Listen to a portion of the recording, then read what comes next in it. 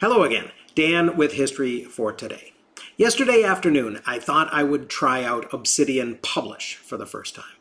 I joined the Obsidian Discord server a couple days ago, and I visited the academia group, and people were talking about Publish, which I had bought when I first joined Obsidian months ago, but I hadn't gotten around to trying it out. I watched Nick Milo's October 1st, 2020 video about this once again yesterday, and I decided I would give it a try. And since I already had a fairly complete vault of data, and since it was safely segregated from everything else, I thought that I would try it with my new Modern World History class vault.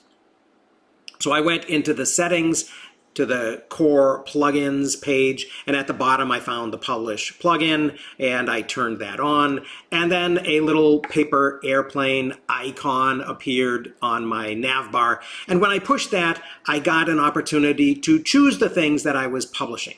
The first time I published the vault, I checked all the boxes. I also discovered that there's a little settings gear in the Publish page where you can turn on and off things you want included in your output. It all worked like a charm.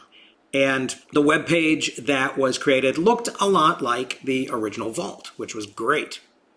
The cool thing about the new website is that it's not only very wiki-like with internal and external links all live, but that the little interactive graph on the right shows readers all the linked pages and allows them to navigate to them and then to go back, provided they remember the name of the page that they came from, since because it's linked, it will be on the destination page's graph.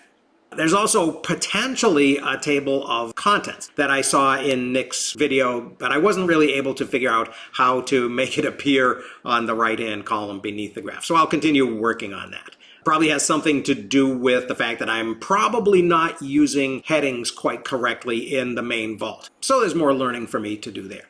Even so, the ability to turn the vault into a multi-page linked website was pretty darn incredible, I thought.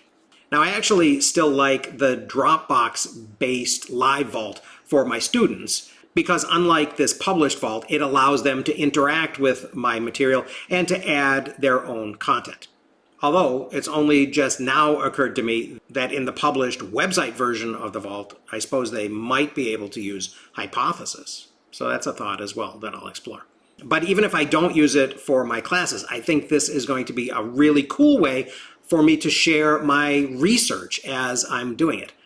First, I'll have to delete this class vault that I've been experimenting on, because apparently the subscription that I bought to publish only covers one publication. I was offered an opportunity to buy another publication at a reduced rate, but right now I'm just playing, so I don't think I'm going to do that immediately. So what I've done instead is I've deleted the Modern World History Vault, and I've created a new publication vault called Lumber, which actually is based on stuff from my main vault, but only the stuff within that folder that I call Lumber. I think it's a little bit odd that this webpage of my research is going to be on a page that will be called publish.obsidian.md/lumber, but I can always link to it from my blog and mention when and what I'm adding. I could even take screenshots of the main graph to show change over time.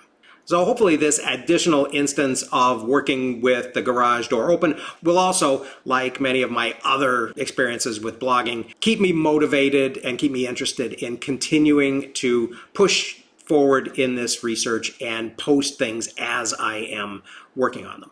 I think this is a fun project, and I sort of regret the fact that when I was doing all my research into the thousands and thousands of letters and things that I read for my dissertation on the peppermint oil industry in American history, that I didn't have something like this. I did create a Pinterest page for images, but really that's kind of lame.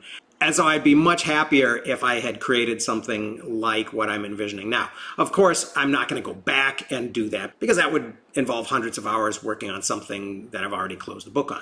What I can hope to do is moving forward to create something that may be more than the publications that ultimately come out of this research. So I'm really happy that Obsidian Publish exists and that I have the opportunity to play around with it like that. So I hope people found that a little bit interesting.